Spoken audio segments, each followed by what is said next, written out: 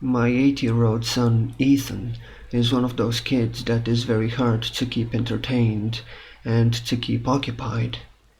Usually after school he will beg me to watch some TV, and so I let him watch it for an hour. But after around 10 minutes in front of the television, he is already bored. He then will move on to coloring in or some other form of arts and crafts that will sometimes keep him occupied for an hour or two. This was the standard after-school routine that was in place with Ethan. Well, that was until we discovered Jolly Roger. We first discovered the television show Jolly Roger when I was scrolling through a popular kids streaming service.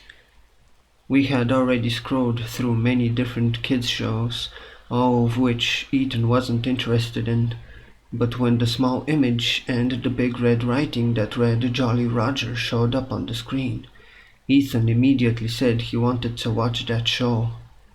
In my opinion, it looked like it might have been aimed for kids a bit younger than Ethan, but when I suggested that he chooses another show, he furiously stomped his foot and insisted that that was the show he wanted to watch. I did have some work that I needed to do that day, but I decided that I would watch the first episode with him, just to make sure that it was okay for him to watch. I was fairly certain that it would be, as it was under the kids category on the streaming service, but I guess I am just a bit of an overprotective parent. So we both sat next to each other on the couch and began to watch the first episode of Jolly Roger. A loud and happy song filled with trumpets and drums started playing as a man walked out onto the screen.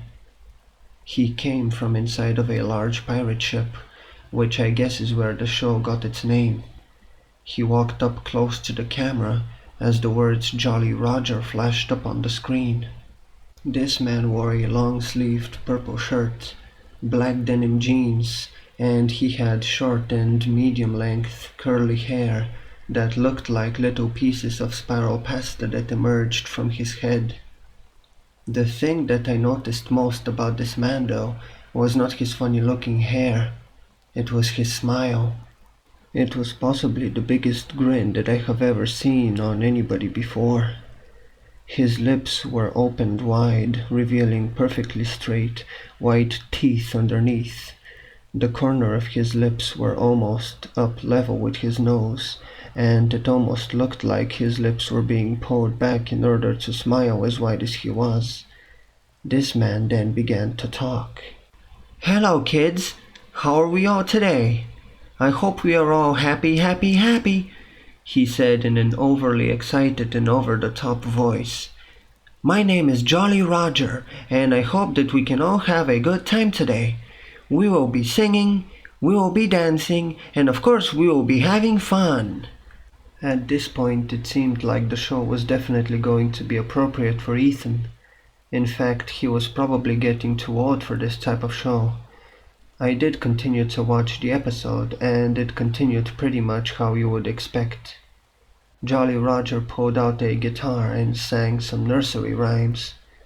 Then he began teaching some dance, and then he moved into the arts and crafts portion of the show. In this episode, he was teaching the kids how to make a small pencil holder that the kids could take to school. Once the pencil holder had been built using an old toilet roll and some stickers, Jolly Roger then said that it was time for him to go. "My time with you is now at an end," he told the viewer, his large smile still present. "But before I do, we can't forget to sing the Jolly Roger song."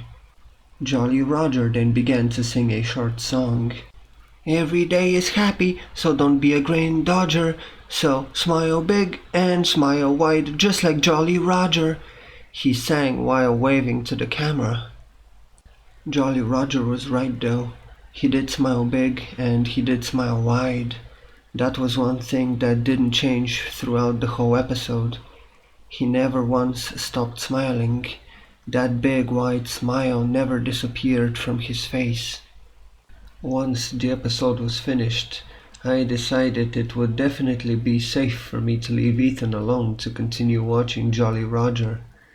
I had some work to do, and Ethan seemed more than happy sitting there watching the show, which I guess was strange as he normally would just sit there and watch more than one episode of a show before he grew tired of it and found something else to do.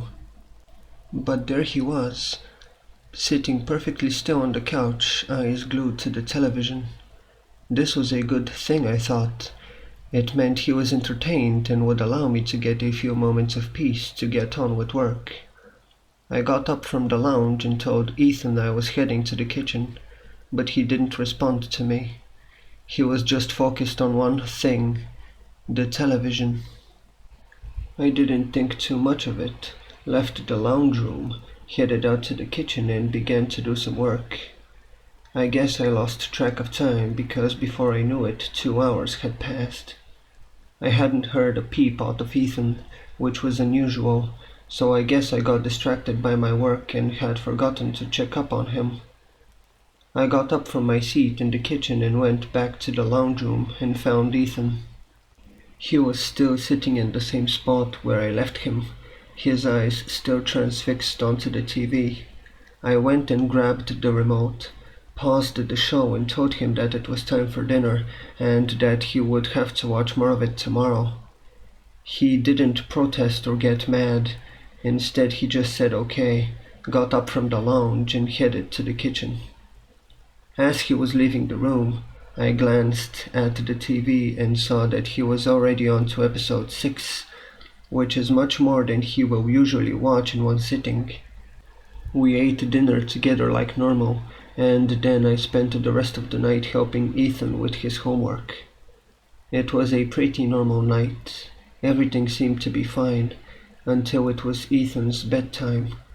I sent him to brush his teeth even though he claimed that he didn't need to and that his teeth were fine. And while he was brushing in the bathroom, I went into his room to get his bed ready for him. I needed to tuck his quilt under his bed, and so I bent down to tuck it in. As I bent down, I noticed something sticking out from underneath his bed. It was only jutting out just an inch, so I couldn't quite make out what it was.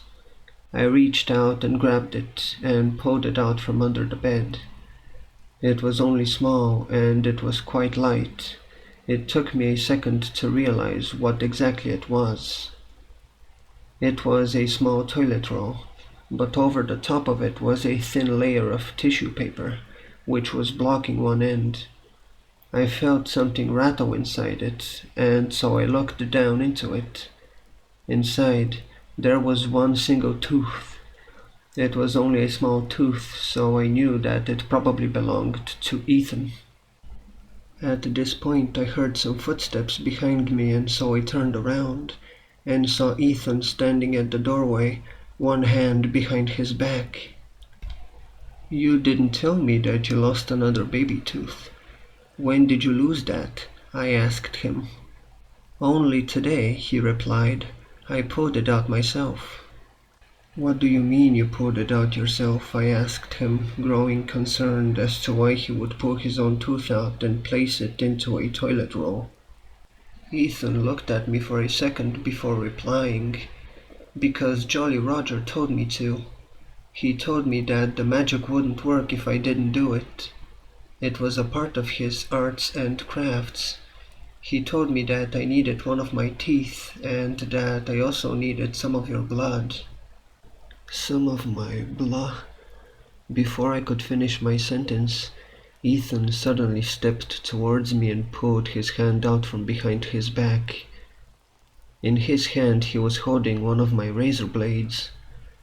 I don't even know how he managed to get it. I always keep them out of reach, but I guess it didn't matter now, because he was holding one and he was walking towards me. I dropped the toilet roll holder and reached out my arm to grab the blade off of my son. He then swung his arm towards my hand, and I felt pain sear through my index finger. The razor blade had left a long, narrow cut along the top of my fingertip. Blood began to emerge from the wound. Ethan then quickly bent down, picked up the toilet roll holder that I had dropped and placed it on top of my finger. I quickly pulled the toilet roll off of my finger in disbelief as to what had just happened. Ethan then reached out his hand that was holding the razor blade, like he was giving it back to me. I snatched it off of him and began to berate him. Maybe I was way too harsh on him, but I gave him a strong and probably quite loud talking to. He seemed upset, like he was remorseful for what he had done.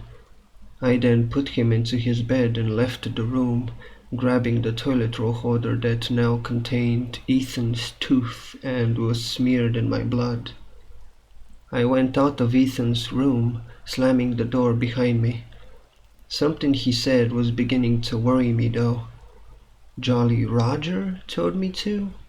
I didn't really know what this meant, but I knew that there was a way of finding out. I spent the next couple of hours watching through the episodes of Jolly Roger. Everything I watched, though, seemed normal. It was a lot of singing and dancing, and through the arts and crafts section, he only ever made innocent little crafts like you would normally see on kids' shows. There was no mention of teeth or of drops of your parents' blood. I really didn't know where he got all that from, because it wasn't in any of the episodes I had just watched. I was just finishing watching episode 6 and I could hear Jolly Roger singing like he always did. Smile big and smile wide, just like Jolly Roger, he sang, his big smile flashing towards the camera. Just as he sang the words, just like Jolly Roger, that's when I felt it. I distinctly remember the feeling of 2 fingers, one on each side of my mouth, forcing their way inside of my mouth and then pulling upwards. I felt these fingers inside of my mouth pulling my lips, forming a large, unwanted grin. I didn't know what it was, and when I felt around my mouth I couldn't feel anything, but I knew that there was something there forcing me to smile. That was 3 days ago now, and I can still feel the never-ending smile on my face. I can feel the fingers forcing my face into a large, painful smile. I now think back to the old saying, smiles are contagious, but this is one smile that I do not wish to pass on to anybody. So now I am cautious of anyone I see smiling. Maybe they are just happy, or maybe their kid also watched an episode of Jolly Roger.